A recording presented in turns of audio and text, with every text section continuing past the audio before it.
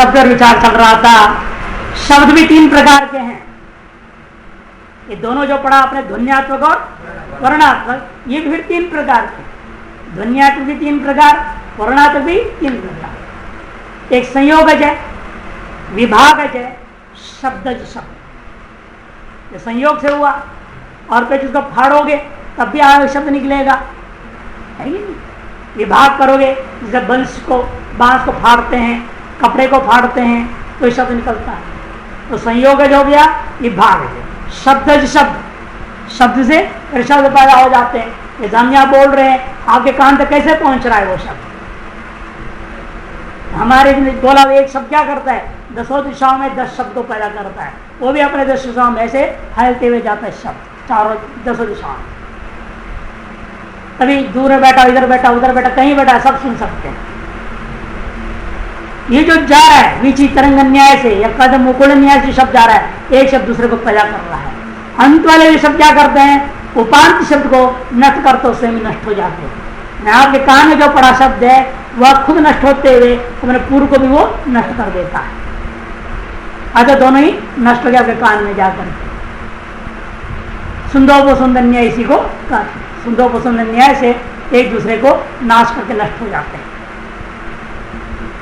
सुंदोपसुंदर न्याय क्या है जानते हैं, सुना है कभी? नहीं सुना। एक 2 राक्षस थे, एक का नाम तो सुंद, दूसरे का नाम उपसुंद। इन दोनों राक्षसों ने बड़ी तपस्या करी और ब्रह्मा से वरदान प्राप्त किया, हमारी मृत्यु किसी के हाथ से ना हो, हम दोनों भाई आपस मारेंगे तो मरेंगे, नहीं तो कोई नहीं मारेगा। अब विष्णु का अवतार ले, शिव अवतार ले, कोई को अवतार ले, कुछ होने वाला है नहीं, क्योंकि इसी हाथ से मृत्यु है नहीं उनका।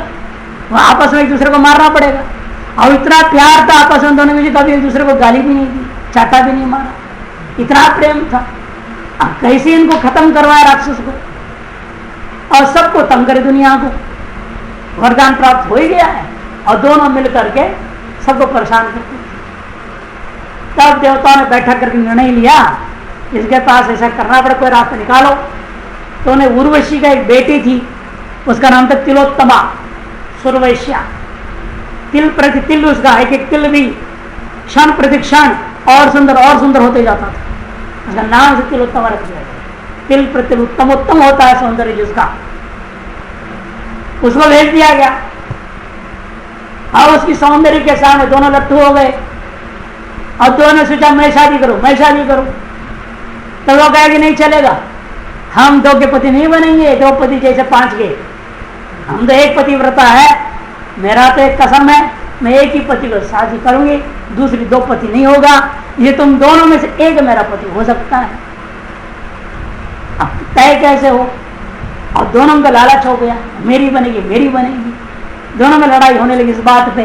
तब से रुको, जो तुम दोनों में सबसे बलवान होगा उससे मेरी शादी होगी। लड़ा दिया ना। अब एक दूसरे पर लड़े लड़े लड़े, दोनों की मृत्यु एक दूसरे से होना था। अंत में क्या, एक दूसरे गला पकड़ दिया, मुक्का मुक्की सब हुआ। अंत में एक दूसरे का गला पकड़, दोनों एक दूसरे को दबा दिया, खत्म। पुराण में कहानी एक न्याय बना, सुंदोपसुंदर न्याय। इसे उपांत्य और अंत क्या करें, आपस में एक दूसरे को खत्म कर डाले। इसको सुंदर वेदांत में भी लगता है, जो अंतिम आपकी ब्रह्माकार वृत्ति है, जो अविद्या को नष्ट करेगी, है ना, वो अविद्या को नाश करेगी, सद्वृत्ति स्वयं भी नष्ट होगी। ये वृत्ति रह जाए तो कहां से रहेगा वो? या नहीं, वृत्ति भी नष्ट हो जाती है। अंतिम ब्रह्माकार वृत्ति जो अविद्या को नाश कर रही है, अविद्या को नाश करते हुए स्वयं भी नष्ट हो जाती है। वह सुंदर पसंद न्याय लगता है। तो इस न्याय से शब्द क्या होते हैं, अंत शब्द उपांत शब्द एक दूसरे को नष्ट करते हुए नष्ट हो जाते हैं। तो शब्दज शब्द होता है। अब आइए बुद्धि का लक्षण। बुद्धि है किम लक्षण कृतिधा सा। बुद्धि का तात्पर्य अन्य वेदांत के समान बुद्धि नहीं लेना है। बुद्धि शब्द का अर्थ है ज्ञान है। बुद्धि शब्द का अर्थ है ज्ञान।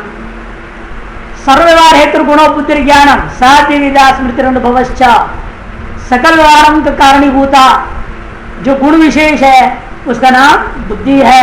पर्यायवाची स्वयं बता दिया ज्ञानम। कोई इंद्रिय विशेष अंतःकरण विशेष आदि ग्रहण न करें आप, इसे स्पष्ट कर दिया ज्ञानम। साध्य विद्या स्मृति अनुभव, और वह ज्ञान दो प्रकार का है, स्मृति रूपा, दूसरा अनुभव रूपा। पदकृतिकार कहते बुद्धि लक्षण मह सर्वेति, सर्वे ही व्यवहार आहार विहारादि येषां हेतु बुद्धिरित्यर्थः। सकल जो व्यवहार है, खाना पीना घूमना फिरना जो कुछ भी है, ये सकल व्यवहारों का कारणीभूत जो वस्तु क्या है, गुण, उसका नाम बुद्धि है, ज्ञान। पदकृति कर रहे हैं दंडादि वारणाय गुणेति, इतना को हेतु हो ज्ञानम, हेतु ज्ञानम कहोगे तो दंडादि में जाती है। यहाँ शुद्ध करना थोड़ा, दंडादि वारण सर्वहारेति करके ना पाठ, हाँ वो थोड़ा बीच में लिख लो, बीच में क्या है दंडादि वारणाय, क्या कहा उन्होंने, सर्वव्यवहारेति ऐसे कह दिया है ना, इसके बीच में चिन्ह लगा करके लिख दो, काटना नहीं जरूरत है, मेरी वो भी जरूरत है ना, काटना नहीं इसलिए। हाँ यहाँ दंडादि वारणाय गुणेति, विश्राम दे दो। रूपादि वारणाय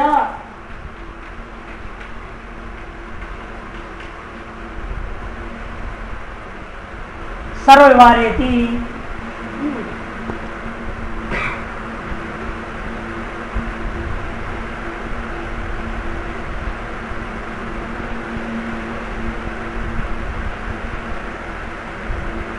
तो दंडादि में वारण का अतिव्याप्ति वारण का क्या लक्षण, इस लक्षण हेतु बस कारण, कारण दंडादि के कारण है, घटादि के प्रत्यंत कारण है। कारण तुम इतना लक्षण कर दोगे, लक्षण कहा जाएगा दंडादि। निवारण करने के आपने क्या कह दिया, तब गुणे, पर कारण श्रुति गुणत्व इतना लक्षण हुआ, तब रूप आदि में जाती है। कारणगत रूप कार्यगत रूप के प्रति कारण होता है, रूप भी कारण है और गुण भी है वो, इसे रूप कारणत्व सती गुणत्तम रूप आदि सभी गुणों में चला गया। तब क्या कहा आपने, सर्वव्यवहार, सर्वव्यवहार होते हुए सर्वव्यवहार का कारण कार्यभूत जो है रूप आदि का कारणत्व सिद्ध गुणत्तम नहीं लेना है हमने, सर्वव्यवहार का जो कारण होते हुए गुण ऐसे कहेंगे, तब जो रूप आदि में व्याप्ति नहीं हो सकता। लेकिन फिर भी ईश्वर इच्छादि वारणाय, यहाँ भी थोड़ा गलत छपी है, क्या छपा इसमें, कालादि, तो कालादि भी ले सकते हैं, काल भी आपसे साधारण कारण तो ही है ना, साधारण कारणों में व्याप्ति हो सकता है, लेकिन कालादि इसलिए ठीक नहीं है कि हमने गुण शब्द दे चुका हूं, काल को नहीं किया, तो उसमें व्याप्ति कैसे होगा। यदि गुण शब्द ना होता तब तो कालादि कहना ठीक है, सर्वार है तो कालादि में व्याप्ति हो जाएगा, लेकिन हम गुण शब्द दे दिए हैं, फिर काल में कैसे होते, काल तो उतरे भी है, गुण तो है नहीं, सर्वार है तो सती गुणत्व हम काल में तो जा नहीं सकता, तब कालादि को काटना पड़ेगा। और क्या लिखना पड़ेगा, ईश्वर इच्छा, वो गुण है ना, ईश्वर इच्छा, ईश्वर ज्ञान, ईश्वर प्रयत्न नित्य होता है, वो गुण है, और वो साधारण कारण है, वो उसमें अतिव्याप्ति मान कर क्या करना पड़ेगा, असाधारण कहना पड़ेगा।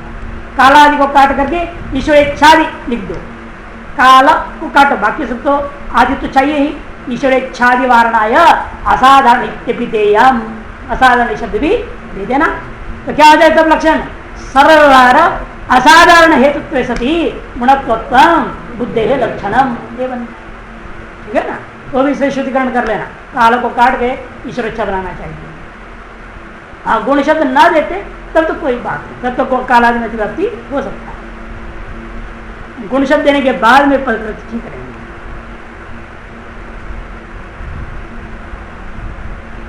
व्यवहार हेतुत्व एक नंबर टिप्पण दिया नीचे, अर्थम बुद्धा शब्द रचना दिन न्यायेन सकल शब्द प्रयोग कारण रूप लक्षण से सत्वात् लक्षण संगति इत्यर्थः। टिप्पण नंबर 1 न्याय बोधनी छोड़, सरल व्यवहार क्यों कहा, इसको लेकर के शब्द में अतिव्याप्ति। स्मृति किम लक्षणम, स्मृति का क्या लक्षण है,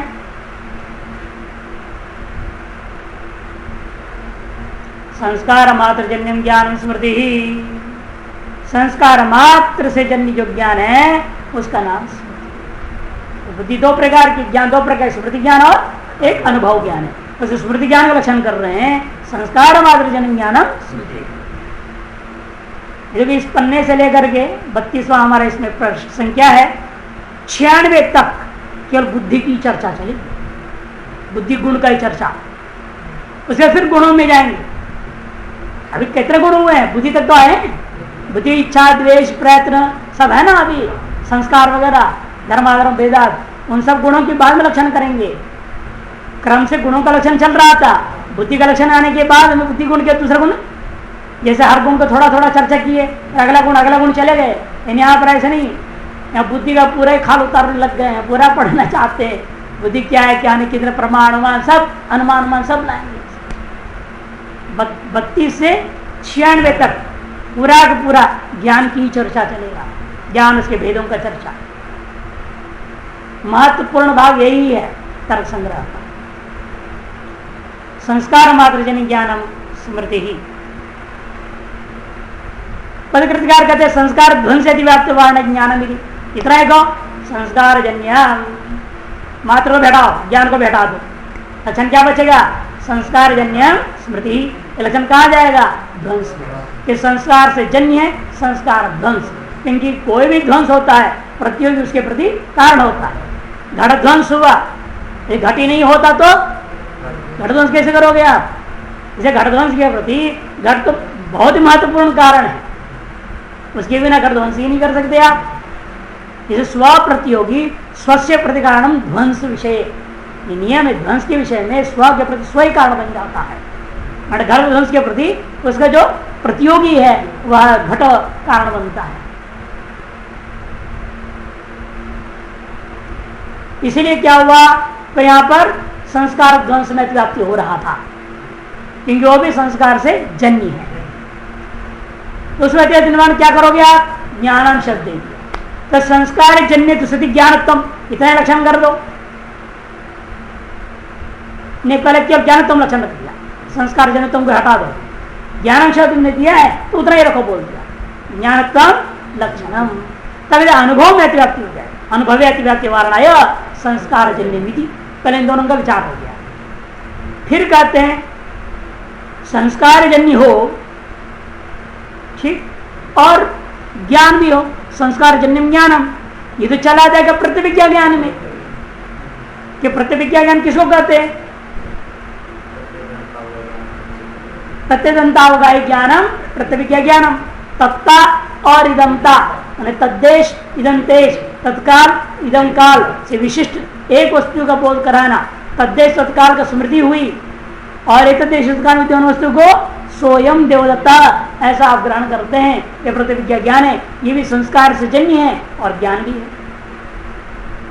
एक प्रतिविज्ञा ज्ञान में लक्षण अतिव्याप्ति न हो तो संस्कार मात्र जन्य कहा। और प्रतिविज्ञा ज्ञान में क्या हो रहा है? इदंता अंश में इंद्रिय जन्य है, तदंश का जो है सो अयम देवदत्ता, सो अंश में संस्कार जन्य है, लेकिन अयम अंश में इंद्रिय जन्य है। अतः संस्कार मात्र जन्य नहीं है। तो मात्र शब्द देने से प्रतिविज्ञा में अतिव्याप्ति निवारण हो जाती है। इसलिए तथापि प्रतिविज्ञा में अतिव्याप्ति वारणाय संस्कार मात्र जनितम विवक्षणीयम। क्वचित तथैव पाठ का दिया, मूल में ही कुछ और मात्र शब्द जोड़ दिया। इनके अनुसार पदकृत अनुसार जब ये पदकृत लिख रहे थे उस समय जो मूल पाठ था उसमें मात्र शब्द नहीं था, उस समय नहीं था। सभी जितने उनके प्रतियां मिली थी सभी क्वचित से था, कहीं कहीं किसी ने मूल में भी जोड़ रखा था। इधर क्वचित तथैव पाठ न चैवन सत्य असंभव, तब असंभव दोष आ जाएगा। भाई स्मृति के प्रति भाई संस्कार मात्र जन तो ज्ञान हो ही नहीं सकता। भाई संस्कार का भी उद्बोधक कोई ना कोई चाहिए ना निमित्त सामने। भाई आपके पास हजारों संस्कार है, कितने योनि पार करके आए हो आप, बंदर भी बने होंगे किसी जन्म में, उसका भी संस्कार होगा। तो यूं करते रहते थे यहाँ बैठ करके, वो संस्कार क्यों नहीं जग रहे आपके अंदर? अभी ये बिल्ली बने होंगे, कुत्ता बने होंगे, कभी देवता बने होंगे, पता नहीं क्या क्या बन के आए हैं यहाँ। 84 लाख योनि भ्रमण करके अंत में आते बोला जाता है ना मनुष्य योनि में,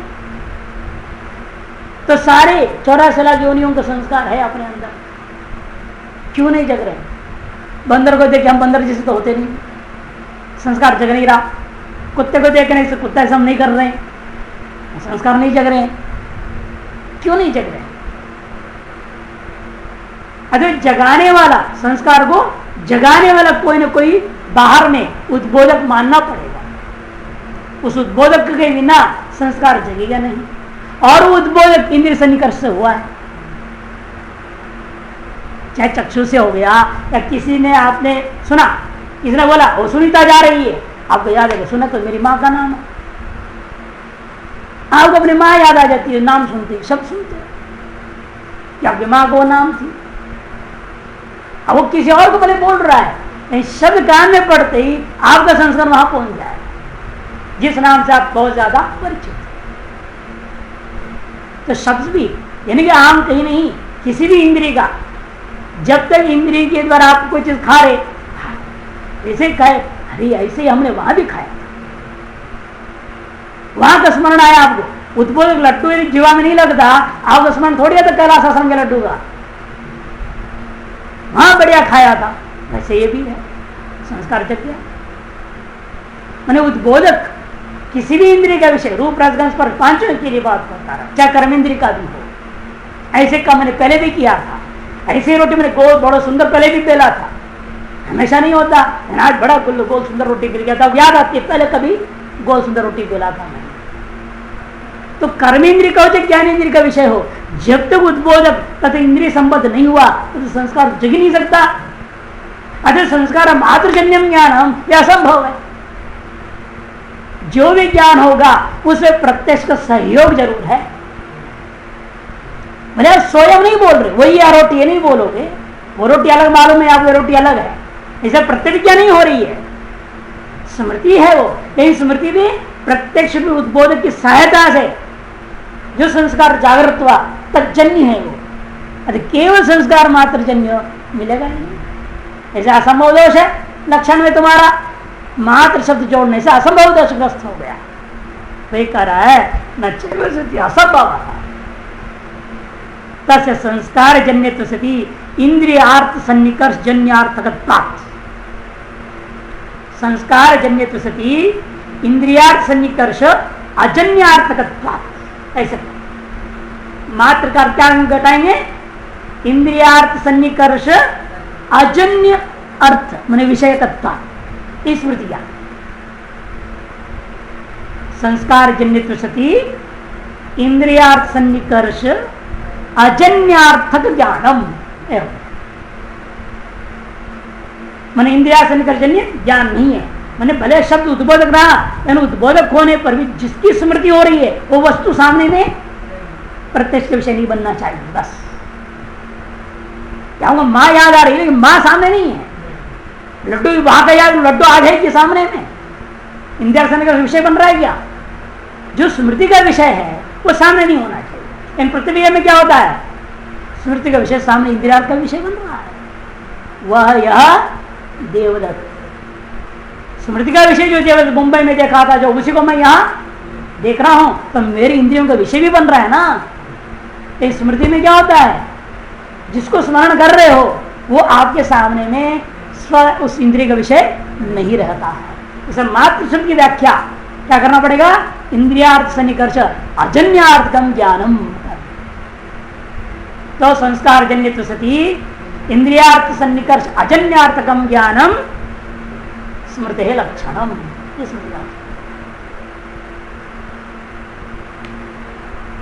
अनुभव से किम लक्षणम, अनुभव का क्या लक्षण है जी, तद भिन्नम ज्ञानम अनुभव, सीधा साधा लक्षण। आपने स्मृति को जान लिया है तो स्मृति से भिन्न जो दूसरा ज्ञान होगा वो अनुभव का है।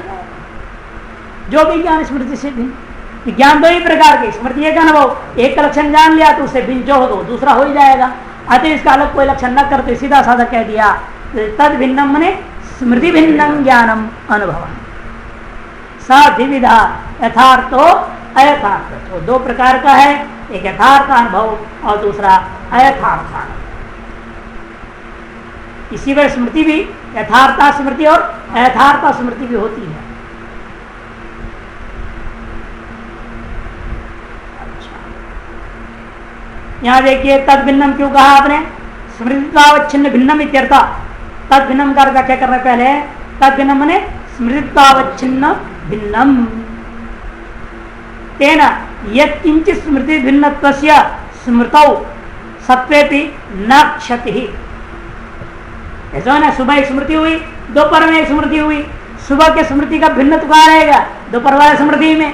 तो लक्षण आप कर रहे थे अनुभव का, चला गया स्मृति भिन्नत्व द्वितीय स्मृति में। प्रथम स्मृति अपेक्षा जो द्वितीय स्मृति हुई है, द्वितीय तृतीय आदि, वो क्या होगा? प्रत्येक स्मृति का भिन्नत्व द्वितीय तृतीय स्मृति में हो जाएंगे। वो अतिव्याप्ति निवारण के लिए क्या करना पड़ा? स्मृतित्वावच्छिन्न कहने से सकल स्मृति ग्रहण हो जाएगा। स्मृतित्वावच्छिन्न कह दिया तो सकल स्मृति ग्रहण होगी। तो सकल स्मृति के अंदर क्या होगा? दूसरा, तीसरा, चौथा, हजार भी, लाख भी, सब आ गए उसमें।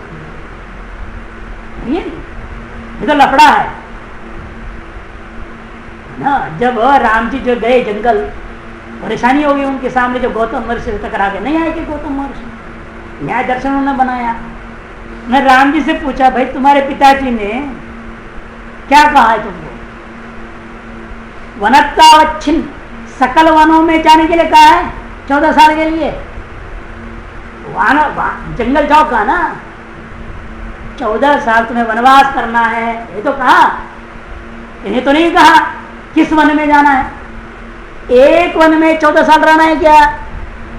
वनावच्छेदेन वन या वनत्वावच्छिन्न वन। वनावच्छेद में नहीं कि वन जंगल में जाना पड़ेगा। अरे तुम क्यों घूम रहा है? चुपचाप बैठो नहीं जंगल में 14 साल, दूसरे तीसरे जंगल में क्यों भाग रहा है? यदि वनत्वावच्छिन्न कहोगे, सारे जंगलों में एक साथ तुम 14 साल रह ही नहीं सकते एक शरीर से, असंभव दोष है।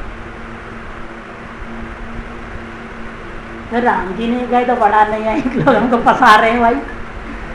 अब वनत्वावच्छिन्न कहा था पिताजी ने कि वनावच्छेद ने कहा था, हमें क्या पता। एक कालावच्छिन्न सकल जंगल में रह नहीं सकता, वनावच्छिन्न वनत्वावच्छिन्न तो हो नहीं सकता है। और वनावच्छिन्न कह रहे थे बाबा, कहना ठीक है एक जंगल में रहना चाहिए, मेरे जंगल जंगल क्यों भटकूं। लेकिन ऐसा ना जाऊं फिर रावण कैसे आएगा, कैसे सारा अनेक राक्षसों को मारना है रास्ते में, वाली वर्ग कैसे मारेंगे, कैसे काम होएगा। हनुमान जी से मिलना है वहाँ किष्किंधा, हम यहाँ बैठे रहेंगे तो कैसे होगा। उनको भविष्य दिख रहा है ना, सकल जंगलों में जाना है उन्होंने क्रमशः। तो गौतम ऋषि जोर दिया इसलिए कहीं नहीं जाना, मेरे पास ही रहना। तो मैंने तुम नहीं है, एक लोग सब कुत्ता बनो, बेकार लोग तुम लोग, जो सारा काम बिगाड़ रहे हो, हमारी लीला लीला ही बिगाड़ रहे हो तुम। उल्टा चक्कर भो भो भो कर देते हो तुम लोग। अवच्छिन्न अवच्छिन्न अवच्छिन्न क्या होता है? दिमाग खा रहा। तो उन्हें तुम वेदांत से सुअर बन जाओ कह दिया। आज भी सब उन्होंने भी देखी, इसे चित्र नहीं आएगा, भो भो करते रहते। वेदांत सुअर जैसे खाते तो हट्टा कट्टा सांड जैसे मोटे पेट पर, दोनों ऐसे हो। एक किंवदंती है, कोई पौराणिक कोई कहानी तो है नहीं, किंवदंती ऐसे सुनाते हैं लोग कि वह स्मृतित्वावच्छिन्न बनता है ना, इस बातों को बोल देते हैं। स्मृत्यवच्छेदन कहोगे अन्य स्मृतियों में जाएगा, स्मृतित्वावच्छिन्न कहोगे तो सकल स्मृति ग्रहण होगा। अतिव्याप्ति दूसरी स्मृति आदि में निवृत्त हो गया, सत्य बिना क्षति ही। और क्या घटादो अतिव्याप्ति वारणा ज्ञानम विधि। यदि फिर भी कहो स्मृति भिन्नम, स्मृति भिन्नम को तो क्या होगा? घट पड़ सारे संसार में चल रहा। स्मृति एक पदार्थ है, उससे भिन्न बहुत सारे पदार्थ है, सब में अतिव्याप्ति हो जाएगी। स्मृति भिन्नत्व सभी में है। जैसे आपका भिन्नत्व किसमें नहीं है, आपका भिन्नत्व किसमें नहीं है पूछ रहा हूं, प्रश्न समझो। आपका भिन्नत्व आप में नहीं है और सब में है। समझ में आई? भाई मेरे से भिन्न कौन होगा? मैं थोड़ी हूं। इसे मेरा भिन्नत्व कहां रहेगा? सब में। मेरे भिन्नत्व कहां नहीं रहेगा? तो मुझ में ही नहीं रहेगा। समझना है ना बात? सिर्फ प्रश्न समझना चाहिए। इस तरह से स्मृति भिन्नत्व कहां नहीं रहेगा? तो स्मृति में नहीं रहेगा। और स्मृति भिन्नत्व कहां रहेगा? तो स्मृति को छोड़कर सब में रहेगा। स्वयं को छोड़ करके स्व भिन्नत्व स्वभी में होता है। स्मृति भिन्नत्व कहाँ है? स्मृति को छोड़ करके सारे संसार में चला गया। अब घटादि सारे संसार में व्याप्ति निवारण करने के लिए क्या खाना पड़ा? ज्ञानम शब्द। तो स्मृति भिन्न होता हुआ ज्ञान, स्मृतित्वावच्छिन्न स्मृति भिन्नत्वे सती ज्ञानत्वोत्तम जो है आपका अनुभव का लक्षण बन गया। स्मृति वारण है तद भिन्नम इति। यदि कहो ज्ञानम इतना लक्षण कर दो तो स्मृति भी ज्ञान है, उसमें अतिव्याप्ति हो जाएगी। इसलिए तद भिन्नम भी जरूरी है, दोनों तरफ से करता है। स्वादिविद यथार्थो अयथार्थ। यथार्थानुभव से किम लक्षणम, यथार्थानुभव का क्या लक्षण है कि तद्विति तत्प्रकार को अनुभव यथार्थ यथार्थ इदं रजतमिति सैव प्रमेत्युच्यते। तद्विति तत्प्रकार को अनुभव यथार्थ। यथा दृष्टांत क्या है, रजते इदम रजतम, ऐसे ज्ञान होता है। सैव प्रमा इत्युच्यते, ऐसे ज्ञान का नाम प्रमा भी हम लोग कहते हैं, इसी का नाम प्रमा है। तद्वती तत्प्रकार को, तद्वती तत्प्रकार को, तत् से क्या लिया जाता है हमेशा, तत् से क्या लेना है, जिसका ज्ञान होता है उसके प्रकार को ग्रहण करना। किसका ज्ञान कर रहे हैं आप, रजत का। रजत का प्रकार क्या है, रजतत्व। इसे तत् से क्या लेना है, रजतत्व। तत्वती मैंने रजतत्वती, रजतत्व वाला जो वस्तु कौन है वो रजत। रजत में हमने क्या ग्रहण किया, रजतत्व को ही प्रकार रूपेण ग्रहण किया। रजतत्ववत में रजतत्व प्रकार रूपेण यदि हम ग्रहण करते हैं तो उस ज्ञान का नाम यथार्थ। तद्वती मतलब रजतत्ववती, रजतत्व प्रकार को अनुभव यथार्थ। शैव प्रमा, इसी का नाम प्रमा है। प्रकार को कब प्रत्यय हुआ है, तद्वती तत्प्रकार का है ना। कब प्रत्यय, बहुरी समाज के यहाँ पर, उसी बहुरी समाज को पदकार कहो। तद्वती तत्प्रकारो यस्य स यथार्थ। तद्वती में तत् को प्रकार रूपेण जिसका आपने ग्रहण किया, जिसके प्रकार रूपेण हमने ग्रहण किया। किसका ग्रहण करते प्रकार रूपेण, ज्ञान में।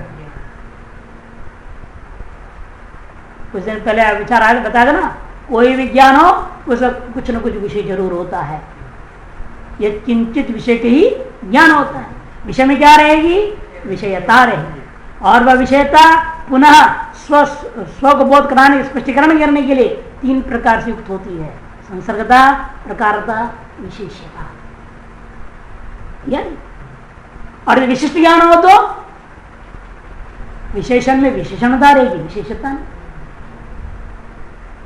नीलोत्पलम, या उत्पल में संसर्गता प्रकार विशेषता और नीलम में संसर्गता प्रकार विशेषणता है। जैसा विषय वैसा आपको बोलना पड़ता है। जहां विशेषण तो विशेषण बोलूंगा, विशेषता बोलूंगा, इतना ही फर्क होगा। इनमें कि संसर्ग उसकी भी अपनी है, इसका भी अपना है। उसमें अपना प्रकार है, इसमें अपना प्रकार है। नीलम में नीलत्व प्रकार है, उत्पल में उत्पलत्व प्रकार है। प्रकार दोनों की अपनी अपनी है। दोनों में संबंध भी अपना अपना है। वहां समवाय संबंध है, यहां भी समवाय संबंध है। कभी वहां समवाय या तादात्म्य भी हो सकता है।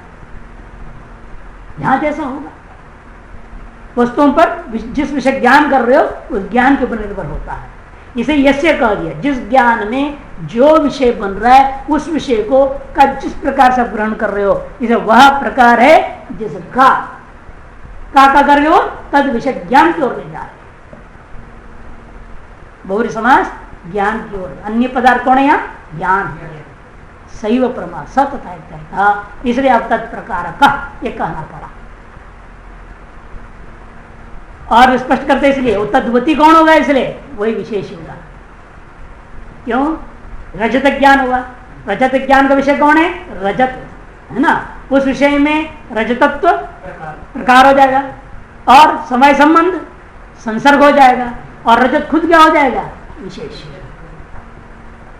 तो समय संबंध आवच्छिन्न, रजतत्व प्रकार आवच्छिन्न या समय संबंध आवच्छिन्न, संसर्गता निरूपित, रजतत्व प्रकार आवच्छिन्न, प्रकारता निरूपित, रजतत्वनिष्ठ, रजतनिष्ठ, विशेषता निरूपित, विषयता शाली ज्ञान। उस विशेषता से निरूपित विशेष विषयता शाली ज्ञान, विषयता स्वभाव वाला यह ज्ञान है, यह कहा जाएगा। तो रजत में विशेषता रही, इसे कहते देखो आगे पदकृतकार तद्वद विशेष्यक। तद्वत क्या हो गया? विशेषक। तत् कौन था? रजतत्व। रजतत्व वाला कौन है? रजत। उसमें क्या रहेगी? विशेषता। इसे कहते तद्वद विशेषक तत्प्रकारक इति यावत। क्योंकि और आगे नहीं जाने के न्यायबोधि में और विस्तार हो जाता है, यहाँ नहीं है, यहाँ इतने से ले रहे हैं। तो तद्वद विशेषक तत्प्रकारक अनुभवत्वम यथार्थानुभवत्वम, ये लक्षण मिल जाता है। स्मृति वारणा या अनुभव तद्वद विशेषक तत्प्रकारक कहो, ये तो यथार्थ स्मृति में भी चला जाएगा। इसलिए आपको क्या खाना पड़ेगा? अनुभव विशेषण देना पड़ेगा, विशेषांश। ठीक है, अनुभव तो मित्र लक्षण कर दो, तद्वद तद विशेषक न कहो, इतना ही कहो अनुभवत्वम। कहते अयथार्थ अनुभवारणाय तद्वती, कि तत्प्रकारक जो अनुभव होता है उससे भी तत्प्रकारक अनुभव है ही। शुक्ति में जब रजत देखा आपने, तब वहां क्या धर्म देखा आपने? रजतत्व को ही तो देखा है। रजतत्व प्रकार का ज्ञान यथार्थ में भी है, अयथार्थ में। इदम रजतम यथार्थ ज्ञान है और इदम रजतम भ्रांति ज्ञान है। इदम रजतम यथार्थ ज्ञान कहाँ हुआ? रजत में। और इदम रजतम भ्रांति ज्ञान कहाँ हो रहा है? शुक्ति में। लेकिन दोनों जो क्या ग्रहण के प्रकार आपने रजतत्व प्रकार ग्रहण कर रहे हो, फर्क कहां पड़ रहा है?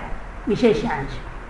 या विशेषांश रजतत्वद है, रजत ही है, वह रजत तो अभाव वाला शुक्ति है। इसे तत्वती ना कहा करके जब तत्प्रकार अनुभवतम कहा जाओगे तो तद अभावती तत्प्रकार अनुभव रूपायतार्थ अनुभव में लक्षण चला जाएगा। इसलिए तद्वती थी, ये विशेषण देना पड़ा।